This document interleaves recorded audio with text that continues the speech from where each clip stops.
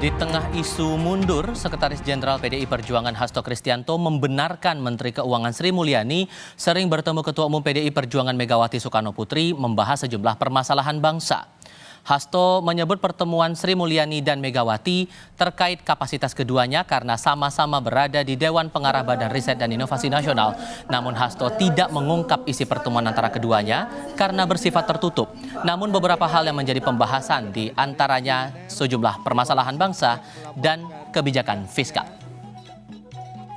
Budaya Indonesia yang itu. Nah, kalau Ibu Mega kan juga dalam kapasitas beliau Presiden kelima. Beliau Ketua Dewan Pengarah Badan Riset Inovasi Nasional, di mana Bu Sri Mulyani merupakan ex officio di situ, sehingga pertemuan merupakan hal yang rutin. Tentu saja juga berbicara tentang bangsa dan negara, berbicara tentang fiskal, itu merupakan hal yang penting. Soal Ibu Sri Mulyani sama Ibu Mega, karena sering bertemu di BRIN secara tertutup, ya saya tidak bisa menyampaikan apa yang dibahas, tetapi yang pasti itu adalah kepentingan rakyat, bangsa dan negara.